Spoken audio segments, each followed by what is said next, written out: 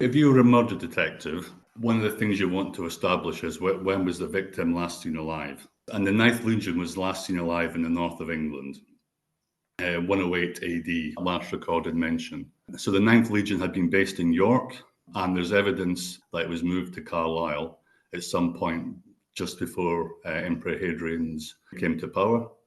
And after that, it disappeared from all historical recordings. However, there's been some tantalizing evidence that's been uncovered in recent years, but at various sites around southwest Scotland, within a perimeter of between 50 and 70 kilometres north of Carlisle, a number of copper military pots have been found. So these are cooking pots which were carried by legionaries, and they're pretty valuable. They weren't cheap. They cost quite a bit of money. So for these things just to be lost seems, unlikely. So could it be that these pots were stripped from the dead bodies of Roman legionaries and carried off to various Iron Age villages around the southwest of Scotland?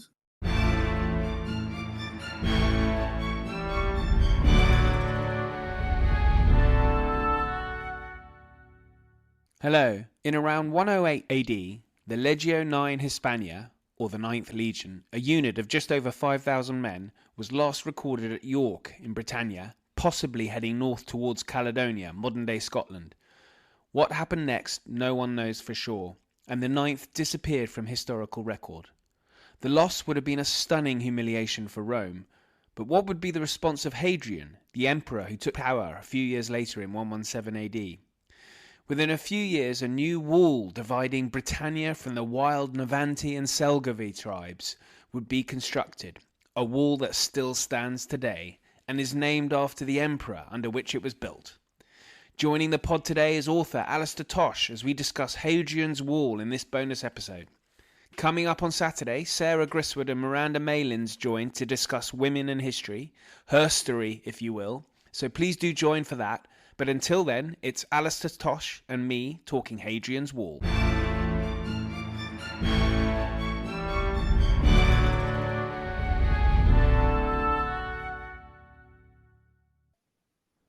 Alistair, welcome to the podcast. It's a great pleasure to have you on. Thank you.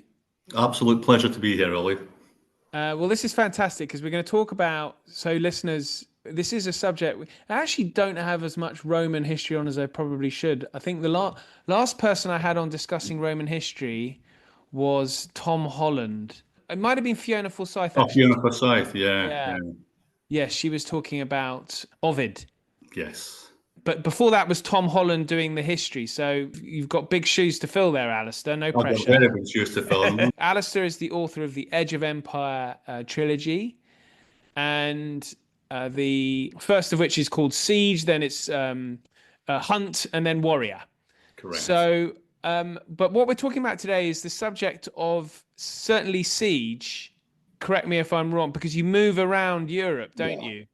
Yeah, I do. So the first two books are firmly anchored in basically the southwest of Scotland and Roman Britain, and then it moves on to Roman Spain in the third book, following the character Lucius Fenius Felix, who was a real character, existed. He was a tribune who was based in Biren's fort in the southwest of Scotland near Ecclefechan.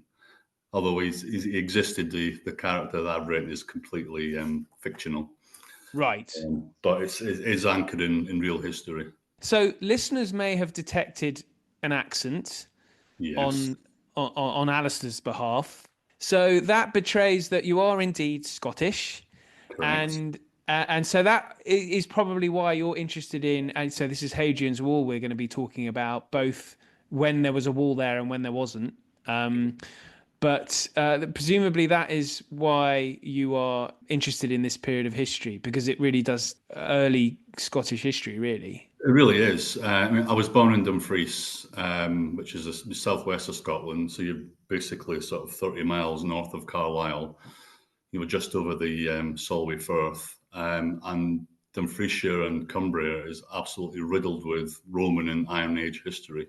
Not to mention, along with Viking and Saxon history as well. But really, there's a lot going on archaeologically in Dumfriesshire, and that's what really drew me into the Roman world as a young man. Really, I mean, Hadrian's Wall is endlessly fascinating. The 300-year-long period of existence, but for me, the most fascinating element of it is, why was it built in the first place?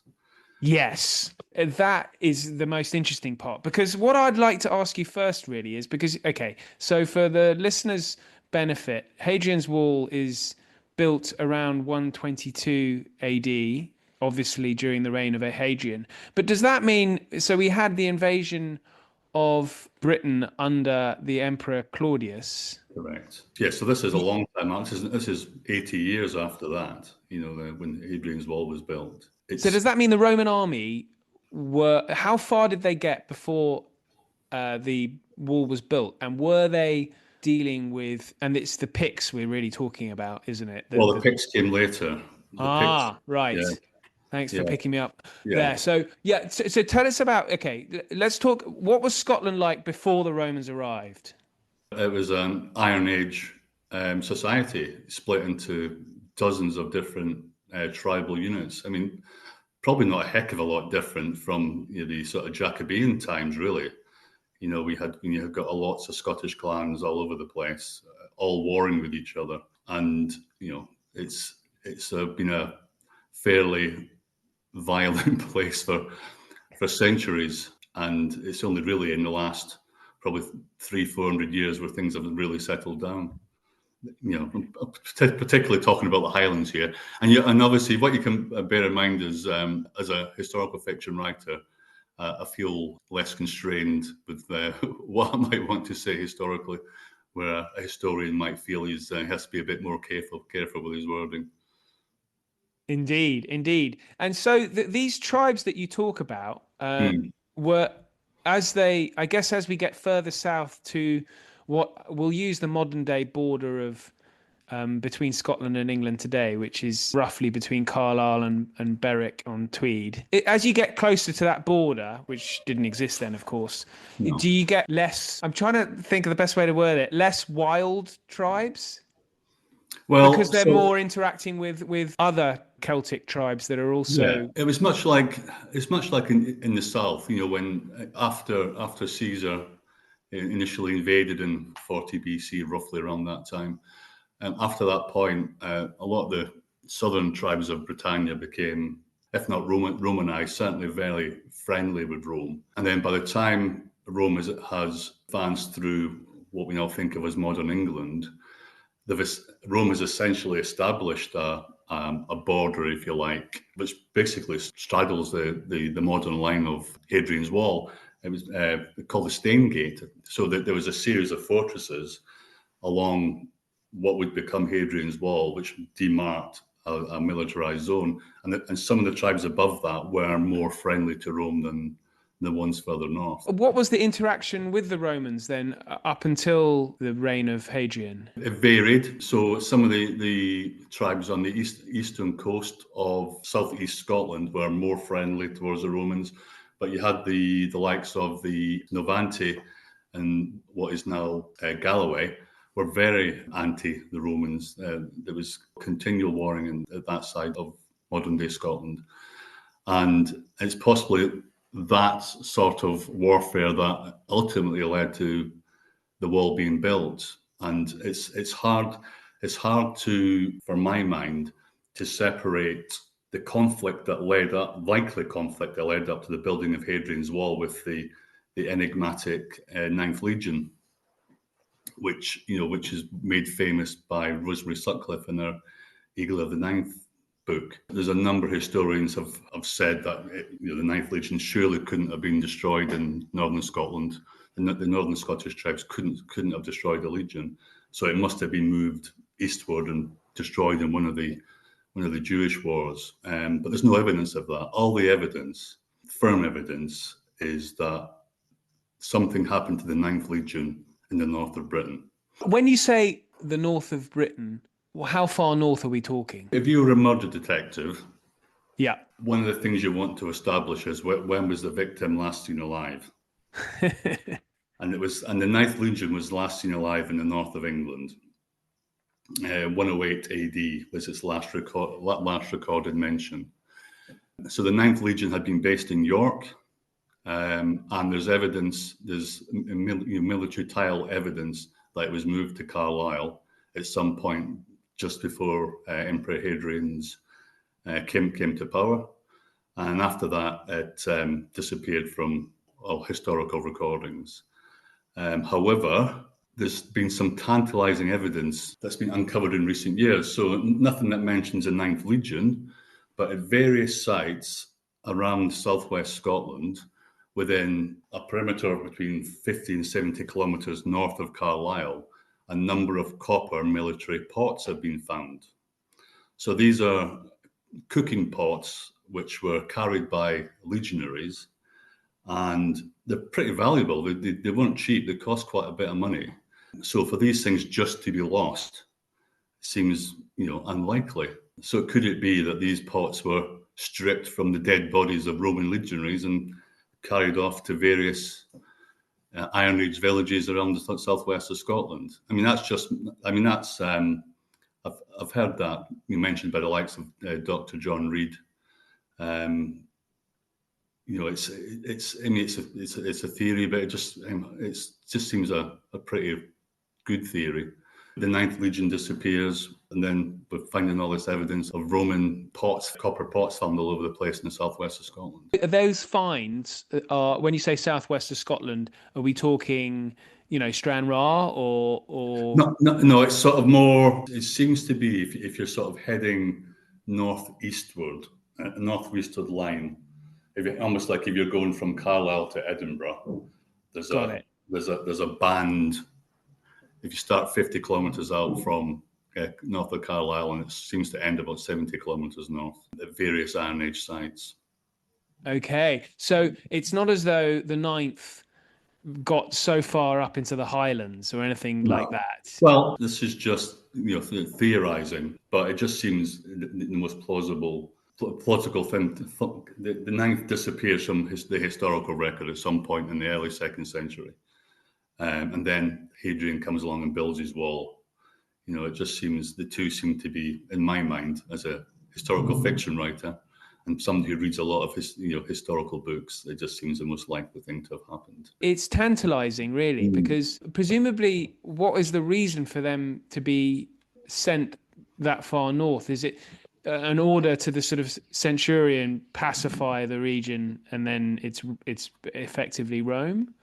Well, it's unknown, but there's a number of tantalizing pieces of evidence. I was just refreshing my memory the other day. There's a number of victory coins were struck in AD 119, which record a victory in Britannia.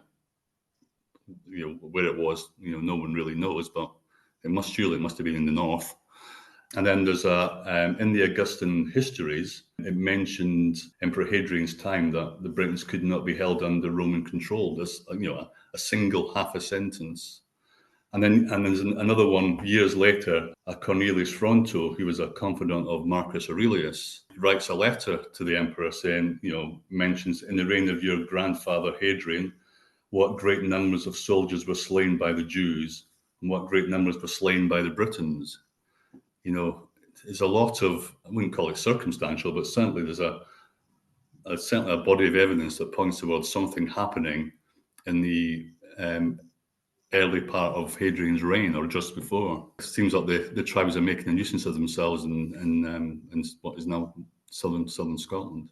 The Romans then, they've lost the Ninth, and it clearly is going to be resource heavy to deal with these Scottish tribes. The wall is to be built. Yeah. So Emperor Hadrian, he does his tour of the empire.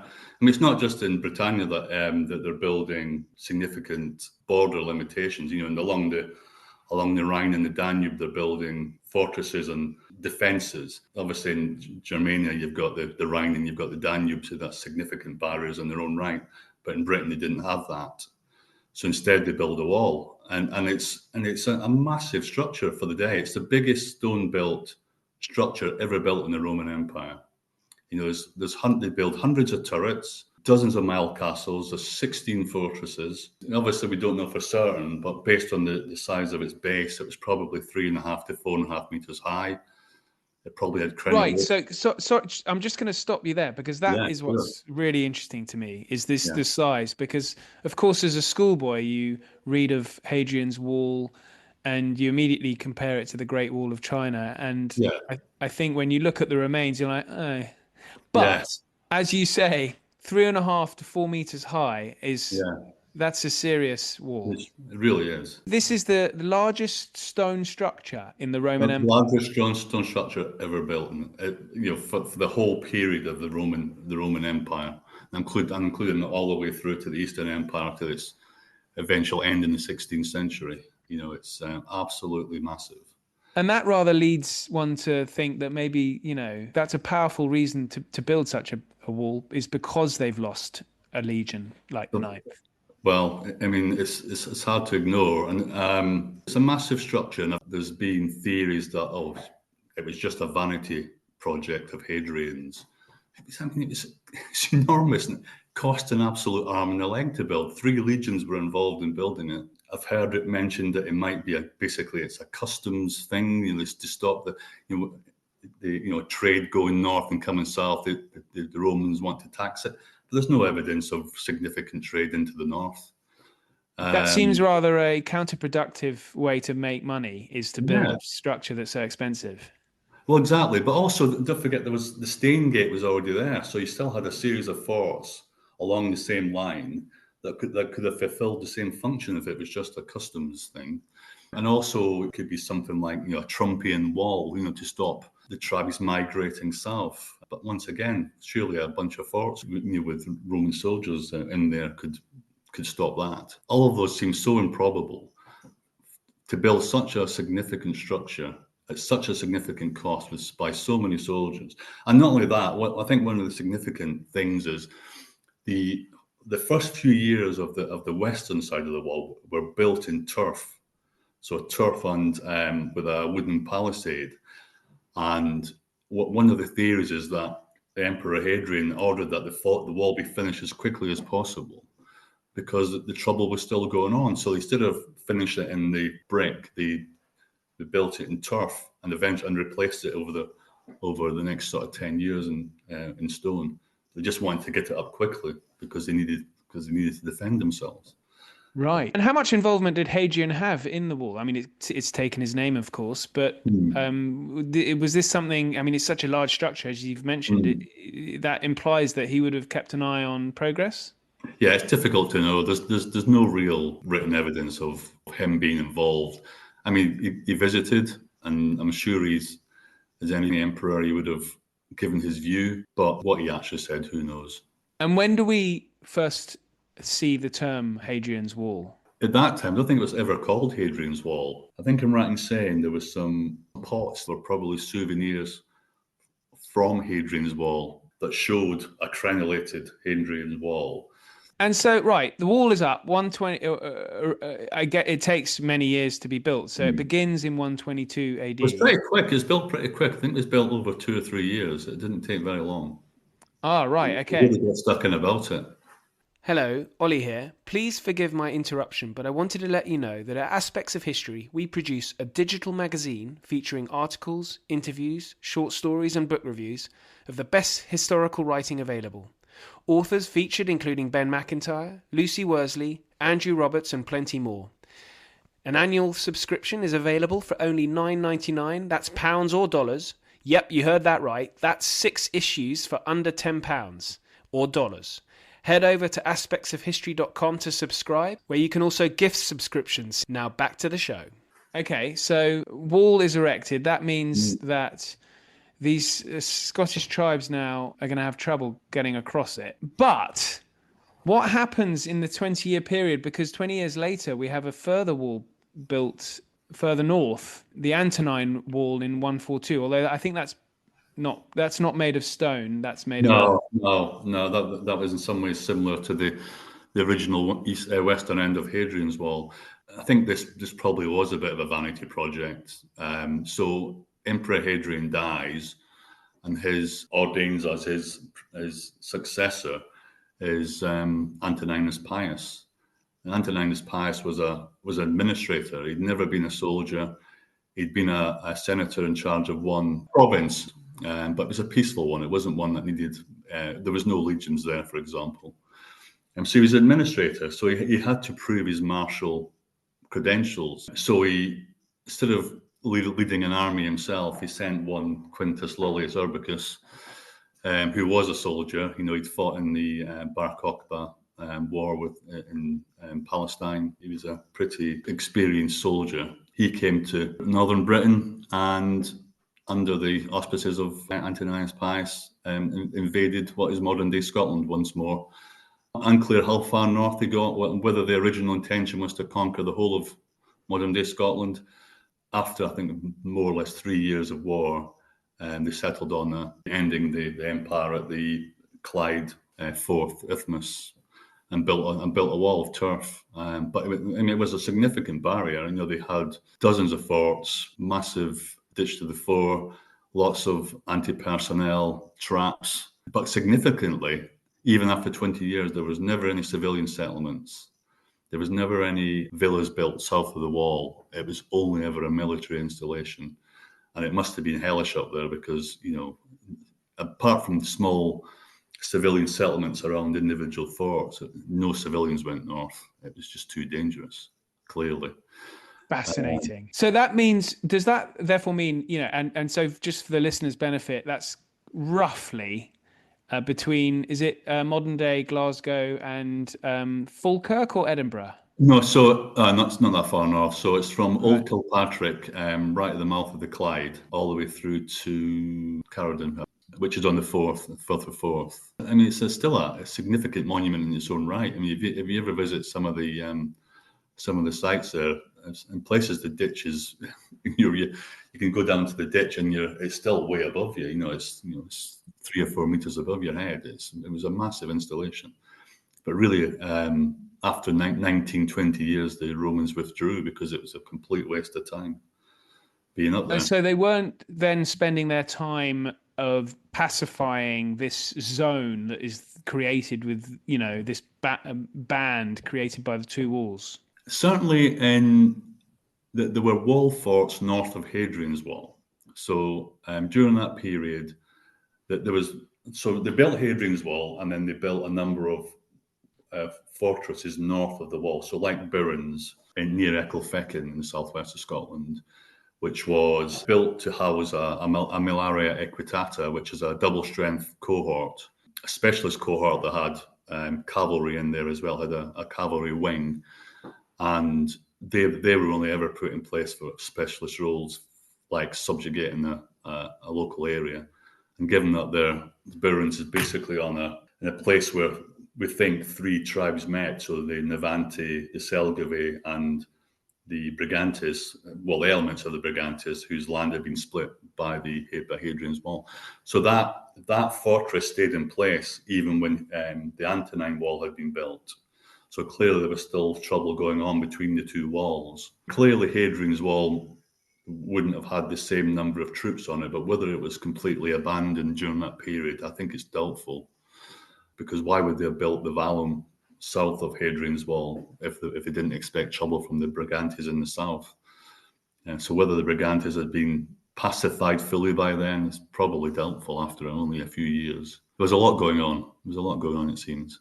So there are clashes between the Romans and various tribes for the remainder of the occupation by the Romans, isn't there? So if you look over the 300 years, the only period where we seem to have a gap is after the Septimus Severus's invasion of Scotland in the early 3rd century, which was the last major invasion of Romans into Scotland. But it seems like it was a really punitive invasion. They went north with 40,000 troops, and they seem to have the view by some is that they committed a form of genocide up in Scotland, so that there's no mention of anywhere of any problems for the next 100 years. Now, whether that's because we just don't have the written record and there's nothing archaeologically has been discovered, but certainly things seem to have been quiet for the next 100 years after the Severan invasion. This is the trouble, is that the paucity of sources for certainly, on the tribal side. We've still got another couple of hundred years until the Romans leave then, from Septimus Severus. And so do we know much about that period around the Hadrian's Wall and further north? We know that Hadrian's Wall was manned right to the very end of the Roman occupation Britannia, right to the very end. The troops on Hadrian's Wall were not legionaries; they were auxiliary troops. So at the beginning of its life, these troops came from all over the empire, particularly the sort of Germanic tribes on the Tungrians and the Nervi.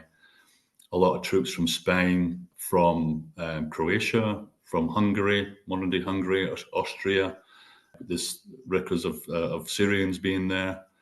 So it was a real mixed bag of peoples that that manned Hadrian's Wall. I find that endlessly fascinating. I mean, some of these troops had fairly savage ways of doing things. I mean, there's evidence of headhunting. There's a military gravestone's been found in Lancaster. There was a significant fortress in Lancaster that shows a Roman cavalryman, auxiliaryman, carrying the severed head of an enemy.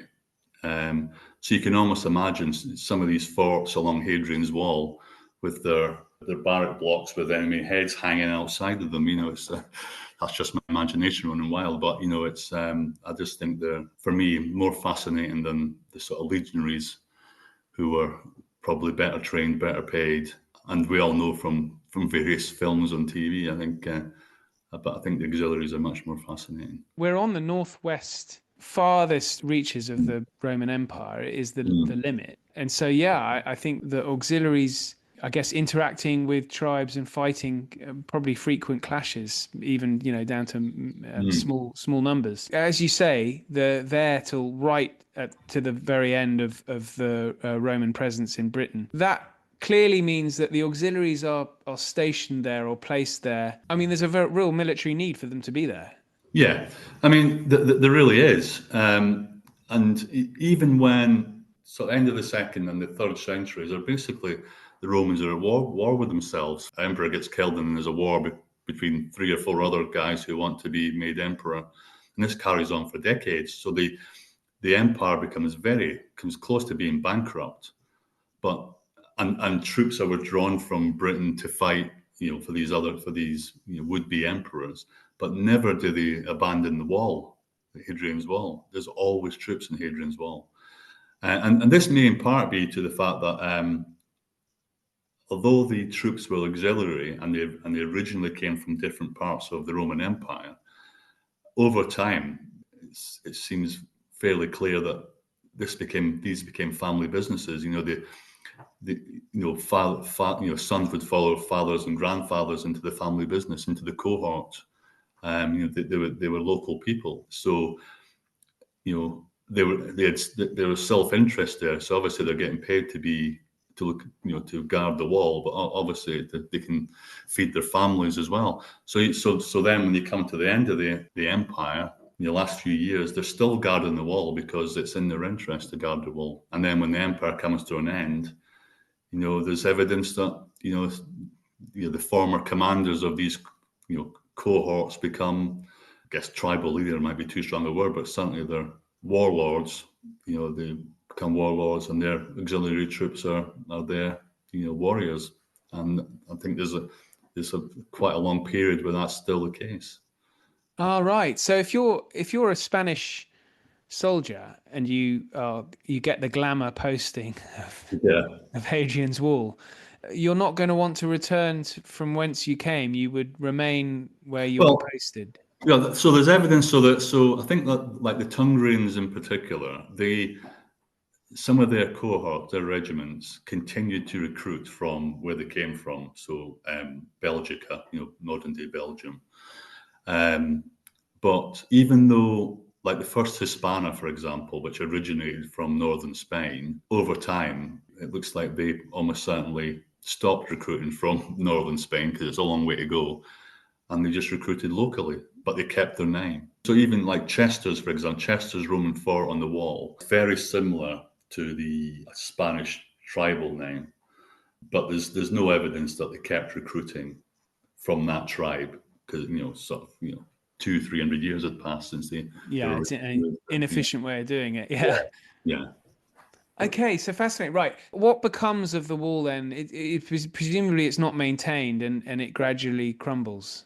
But that's essentially it. The wall is abandoned after a period of time. As I said, there'll be local warlords for a period, but then it's difficult to maintain roofs and bathhouses and granaries and all that. So eventually it gets abandoned. But I mean, as you know, if you visit Hadrian's Wall, it's a fraction of the size it used to be. So clearly, there's been a lot of stone robbing. There's evidence all around Cumbria and Northumberland of churches, abbeys being built from the brick from Hadrian's Wall. You see it in farmhouses. You see it all over. If you're just driving down the road along, I think it was at the A66, is it? Along that road, you'll see all sorts of buildings with very uniform brickwork, and not stonework, carved stones. So a lot of was robbed out for use, and particularly in churches and castles around the area. Yeah, that's very disappointing behaviour. It really is. Why couldn't you just leave it as it was? So, do you think the legacy of Hadrian's Wall today is? Because I mean, this is something that it's a UNESCO World Heritage Site, so it's got the sticker. But this is something that, okay, it may be not as big, as large as you can't see it from space like you can the Great Wall of China, but everyone's heard of it, just like they have with the Wall of China. Well, it's just a fascinating historical monument.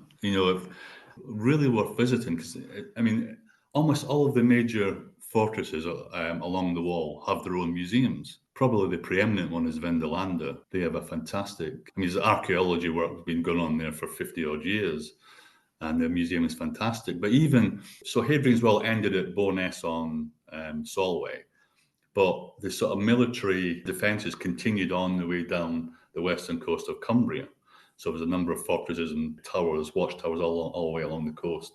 And one of them is Maryport on the Cumbria coast. And they've got the largest collection of Roman altar stones in Britain. It takes half an hour to walk around, but my goodness, is it fascinating. It's at Sen House, isn't it? Sen House, yeah. Sen House Museum is well run, well worth a visit.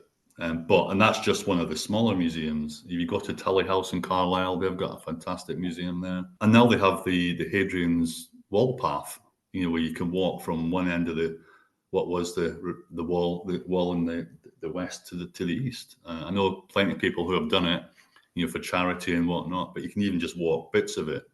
It's a great resource. I mean, the people that run it have done a fantastic job. There's a trail run as well, I think, that goes along it. Yeah, that's not for me. I love the Roman. I mean, I was in Deal the other day, which is the site of Julius Caesar's landing. Yes. And Roman Britain is this sort of fascinating period of all of our history here on this island. But do you find your books do better? The ones set around Hadrian's Wall, have they done better? Do you think Hadrian's Wall has that draw that makes people buy the books? Possibly. My books are not titled to show that they're around Hadrian's Wall, and if anything, my books really focus on the individual. They focus on an auxiliary cohort, the First Nirvana, and it's about their work in the wilds of southwest of Scotland. I mean, one of the things that people, and I guess Hollywood's at fault for this, when they see Hadrian's Wall in the movies, it's like you see a legionary standing on the wall.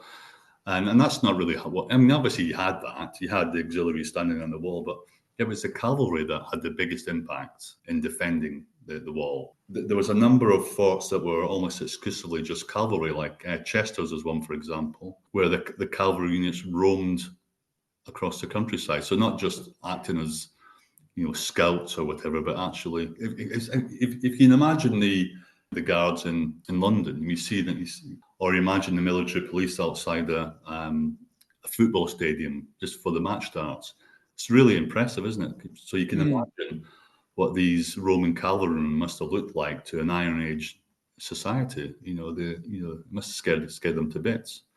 So I think the use of cavalry in Hadrian's Wall is definitely under talked about. I think they're very impressive. So unfortunately, towards the end of its life, because cavalry cost something like 5 times more than an infantryman, and the empire was effectively bankrupt, I think the use of cavalry became became much less used, and the defences became much more stationary. They had basically had infantry troops who just hardly ever left their fortresses by the looks of it. But even so, they stayed to the end. And you've mentioned locals who've acquired the stones and the bricks. I mean, most recently we saw that tragic story of the tree being felled, the sycamore tree being felled. Yeah. That was. It's one of those ones that feels a bit like felt like a bit of a body blow. That one, I think, it's just the most nonsensical thing I think I've ever seen. A sign of the times, Alistair. I think as a novelist as well, though, I suppose the wall is most present, I suppose, in the Game of Thrones series of novels. Yeah. I mean, obviously, J.R.R. Martin's a fantasy writer, but I read a couple of things that he said. Obviously, he came to visit Hadrian's Wall, and that's one of the things that inspired his book.